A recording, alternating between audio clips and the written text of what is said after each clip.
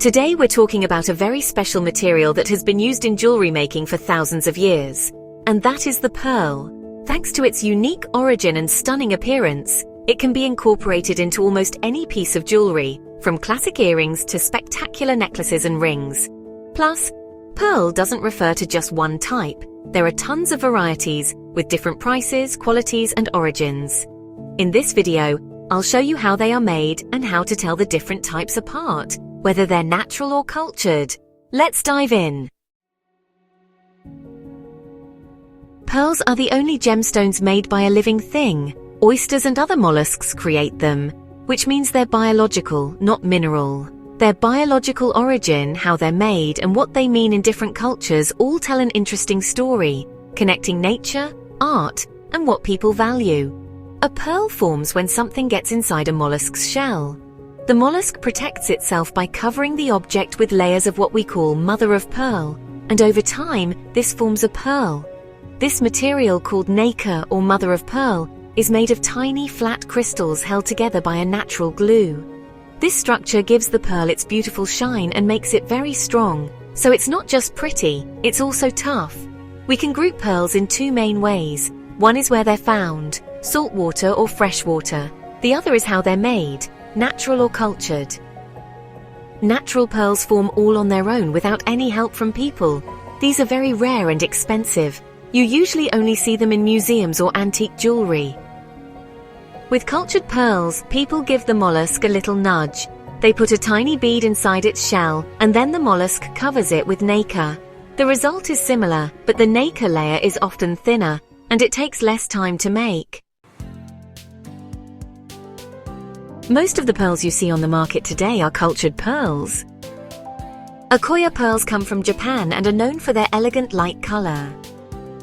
South Sea pearls are valuable because of their size and golden hues, while Tahitian pearls are sought after for their unique black or dark green color.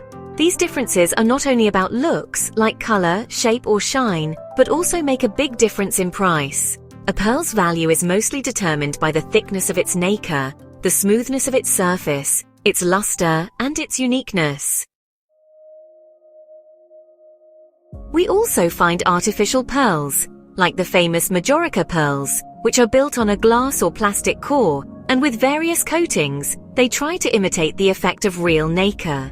While they are spectacular, their optical depth and durability fall short of real pearls. In return, however, they are much more affordable.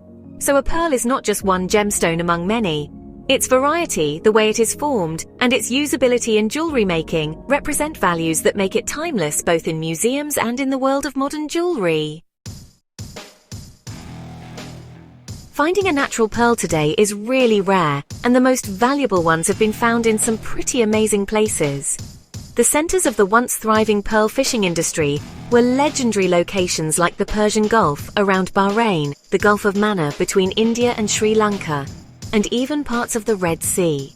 These areas supplied the world's most elegant natural pearls for thousands of years, before overfishing and environmental changes reduced production. Modern pearl farming, however, has drawn a whole new geographic map. It started in Japan, but nowadays China is the largest exporter of freshwater pearls, while the main centers for saltwater pearl farming range from Polynesia to Australia, and from the Cook Islands to South Africa. Abalone, a type of sea snail, represents a special category. Its inner shell is incredibly iridescent, bluish-green, and can create unique natural abalone pearls. These pearls are usually formed in the ocean, either naturally or in rare cases through farming, and are famous for their intense iridescent colors, thanks to the shell's material, nacre. These colorful, irregularly shaped pearls are highly valued for their special iridescence and rarity. When we talk about saltwater pearls, three main types dominate the international market: Akoya, South Sea, and Tahitian pearls. Akoya pearls are the classic light-colored round pearls that mainly come from Japan. These are smaller, but especially elegant, and are often used for pearl necklaces. South Sea pearls, on the other hand, are much larger and more expensive. Their white, silver, or gold hues, as well as their velvety sheen, place them in the luxury category. Tahitian pearls, often called black pearls, stand out with their dark exotic colors. ranging from green to purple to graphite grey. Less known but important players are keshi pearls, which are created as a byproduct. They are flat, organic-shaped pearls without a bead, but their beautiful luster makes them very popular in contemporary jewellery. The world of freshwater pearls is even more colourful and diverse in shape. Perhaps the best known is the Chinese freshwater pearl, which comes in a variety of sizes, colours and shapes. These are the most commonly used pearls in fashion jewellery today. Biwa pearls were originally freshwater pearls cultivated in freshwater mussels in Lake Biwa, Japan. Biwa pearls often have an elongated or irregular baroque shape. Their colour is usually white or slightly cream, and they were especially popular in the mid-20th century. Although the term biwa is often used generically for all sorts of freshwater pearls, it originally referred only to pearls cultivated in Lake Biwa. Maybe pearls are dome-shaped, as they are grown on the inside of the mussel shell, making them especially suitable for earrings and rings. Blister pearls also form on the inner surface of the shell, but they grow completely attached to it, so they often have to be carved out. They are characterized by a flat back without a nacre coating. The history of pearl jewellery is closely tied to the changing styles of European art and jewellery culture, and especially during the Renaissance, they became symbols of social status and refined taste. By the 16th century, pearls were no longer just rare natural formations, but also served as status symbols. Pearl necklaces set in gold were almost essential in royal portraits, while long teardrop-shaped pendants complemented richly embroidered clothing. Pearls were often woven into book covers and used to decorate liturgical objects, such as the margins of missals or reliquaries. In medieval women's clothing, pearls adorned the hems of dresses and were woven into braids, indicating the wearer's social status. One of the most unique and popular jewellery types of this era was the baroque pearl. These irregularly shaped pearls, often resembling grotesque figures, became valuable precisely because of their asymmetry. During the natural pearl formation process, these are created when the nacre, or mother-of-pearl layers, are deposited unevenly inside the shell, making each piece completely unique and unrepeatable. These were known and valued even in ancient times, but it was the artistic spirit of the Renaissance that truly gave new impetus to their use. In the spirit of uniqueness and creative freedom, jewelers of the time often adapted the design to the natural shape of the pearl. Thus, from a single baroque pearl, mythological or allegorical figures, such as centaurs, sea monsters, birds and angels, were formed with the addition of gold, gemstones and enamel. Delicate pearl necklaces bordered the necklines of women's dresses. Pearls also appeared in jewellery attached to bell-shaped skirts, while in men's attire pearl belts, sword hilts and buttons emphasized rank. Pearl hairnets, woven with gold thread and often incorporating the family crest, became fashionable in the Medici court. Pearls also appeared in other areas of Renaissance art. For example, in Botticelli's paintings, where the pearl appeared as an allegory of beauty and perfection. By the end of the era, the pearl was no longer just a decorative element, but had become one of the noblest tools of artistic expression. At the end of the 18th century, classicism, especially during the Napoleonic era, steered jewellery fashion in a new direction. The playfulness of Rococo was replaced by a stricter elegance inspired by the ancient Greek and Roman world. The role of pearls did not diminish at this time, but their appearance became more refined. Neat rows of white pearl necklaces, geometric brooches and jewellery combined with cameos appeared. Napoleon's imperial splendor and Josephine's taste brought about a renaissance of tiaras, headdresses and magnificent necklaces. And they often used pearls, cameos and gold together, arranged in symmetrical compositions and decorated with Greco-Roman motifs. The Swedish Bernadotte dynasty, which itself originates from the Napoleonic era, still preserves the style of this period. For example, at her wedding in 2010, Swedish Crown Princess Victoria wore the famous cameo tiara originally commissioned by Napoleon and Josephine. The tiara is made of gold, decorated with oval cameos, and small pearls surround the individual portraits, which depict mythological scenes. This headdress is not only a historical relic, but also a timeless symbol of classical aesthetics and feminine dignity. At the same time, at the end of the Georgian era, especially during the late Baroque and Rococo periods, pearl jewelry took a new, more sophisticated direction. Instead of grandiose, spectacular decorations, subtle elegance became increasingly dominant. Smaller, regularly shaped pearls were used, often combined with enamel and diamonds. Matching women's attire, pearl necklaces became simpler, monochromatic, and earrings became discreetly teardrop-shaped. For men, pearls no longer indicated status but became part of a tasteful appearance. For example, in cufflinks or the handles of walking sticks. The harmony and balance characteristic of the era also prevailed in the world of pearl jewelry, where proportion and symmetry replaced the spectacular Baroque heritage. In the Victorian era, especially with the rise of the Industrial Revolution, pearl jewelry gained popularity like never before.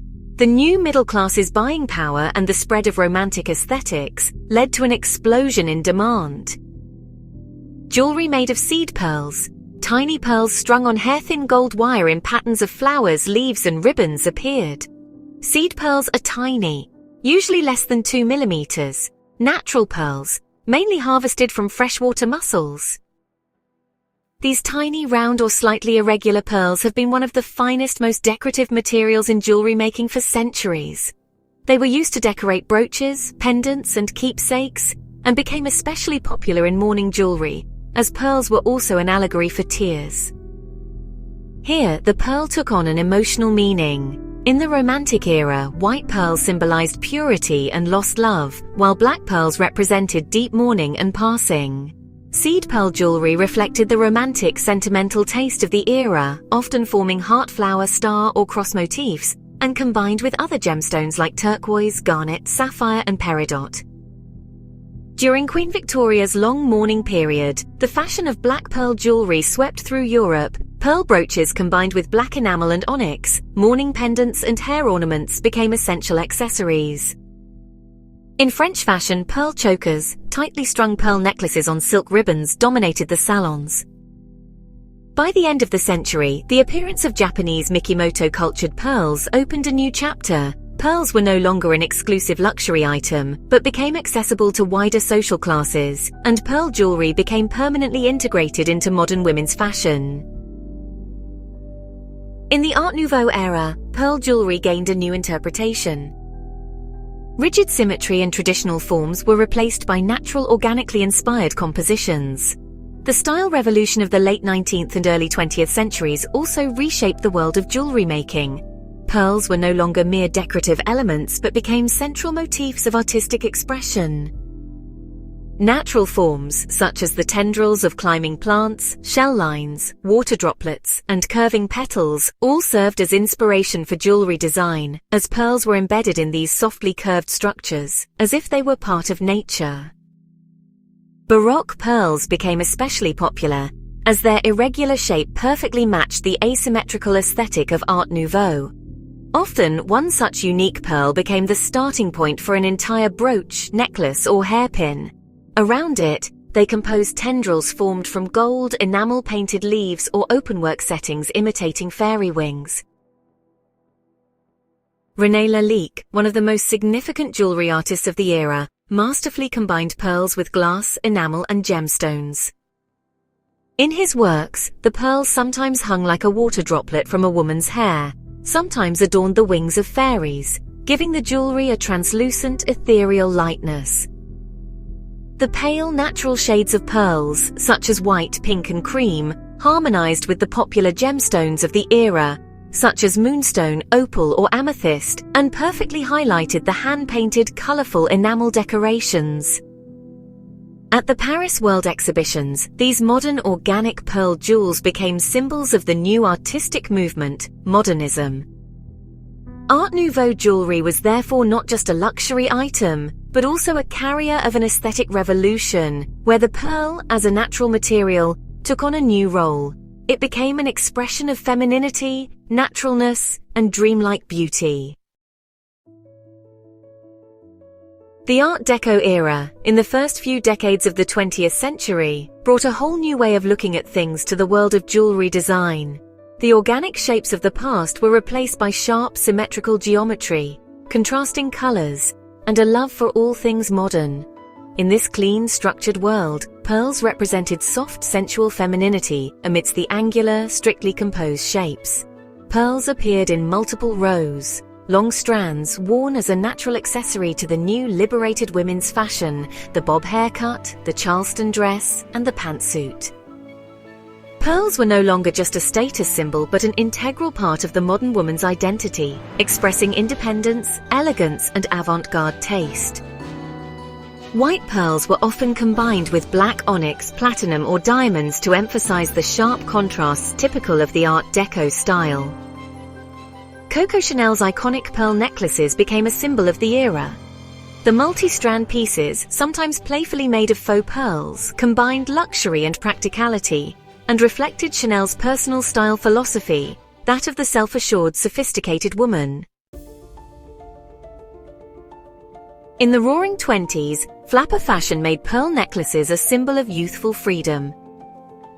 Women would swing them while dancing in jazz clubs, so pearl jewelry brought movement to their outfits. You could say it became a living part of their personality and self-expression.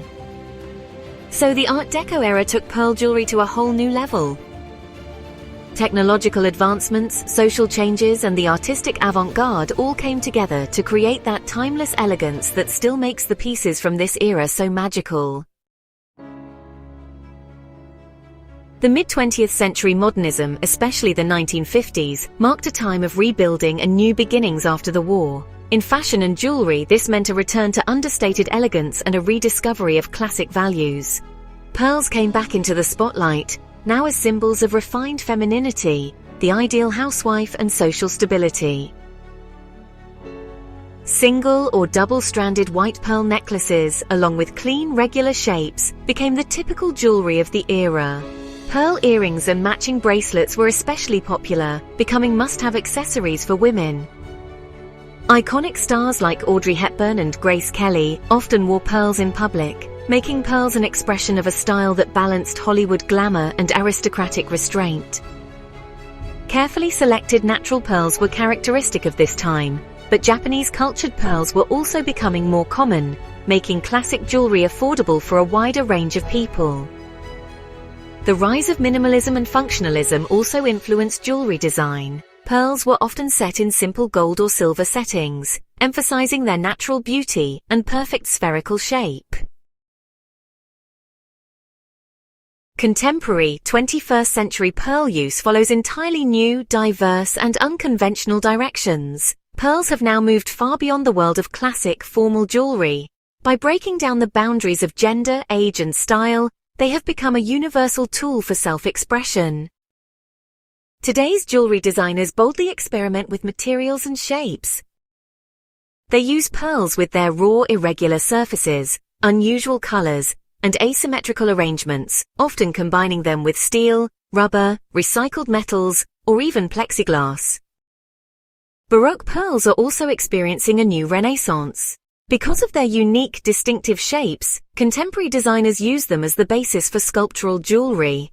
In the collections of fashion houses such as Dior, Vivienne Westwood, or Alexander McQueen, pearls are no longer just a women's accessory. They also appear on men's jewelry, earrings, necklaces, and rings, redefining the social stereotypes associated with pearls. So, in modern pearl use, it's not perfection, but uniqueness that's the standard. Each piece is a personal statement that simultaneously connects to tradition and shapes the future of jewelry culture. The rise of online craft platforms, ethical pearl farming, and sustainable design movements show that pearls are still a living, changing, and expressive material today. They are just as capable of expressing our individuality as they were centuries ago. Pearls come in a beautiful range of colors, from classic white to the deep greens of Tahitian pearls. These color differences are influenced by the type of oyster, the pH of the water, and the presence of trace elements. For example, the golden color of South Sea pearls is caused by the presence of iron oxides, while copper compounds create blue hues.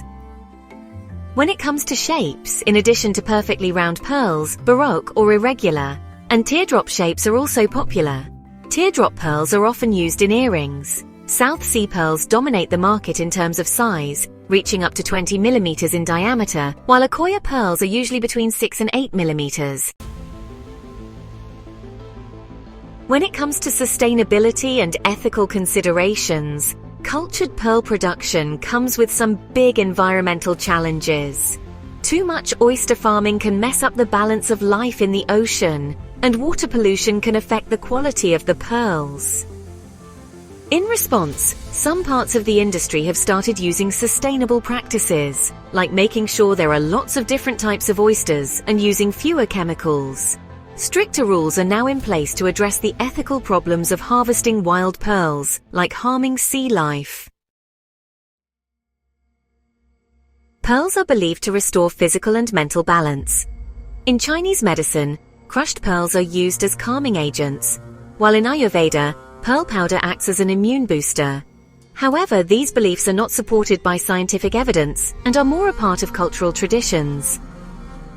And let's not forget about famous pearls and records. The La Peregrina pearl, which was gifted by King Philip II of Spain to Queen Mary I of England, became one of history's most well-known pearls. The Hope Pearl, a natural white South Sea pearl, is currently part of the Smithsonian Institution's collection and weighs 450 carats, which is about 30 grams.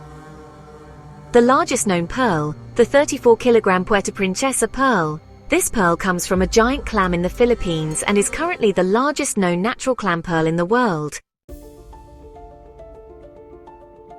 The history of pearls is also a chronicle of humanity's artistic ambitions and respect for nature. From biological processes to cultural symbolism, from historical discoveries to modern technologies, every aspect of pearls proves that these organic gemstones are not just jewelry, but reflections of civilizations. The challenge of the future will likely be finding a balance between preserving traditional practices and integrating sustainable ones. Pearls today are not just a legacy of the past, but also a part of the present's creativity and the future's possibilities. As technology evolves, new cultivation methods, innovative design processes, and digital jewelry platforms are transforming what we think about pearls. Modern pearl jewelry is no longer just adornment, but stories, messages, social statements. As we redefine the concept of beauty, the timeless power of pearls lies in their ability to bridge generations, cultures, and values. Thank you for joining me on this journey through the fascinating story of pearls. If you enjoyed the video, don't forget to like it and subscribe to the channel to be the first to know about the next special jewelry history feature. Let me know in the comments which era's pearl jewelry captured your imagination the most. Or if you have a favorite pearl jewelry piece, share it with us. See you in the next video.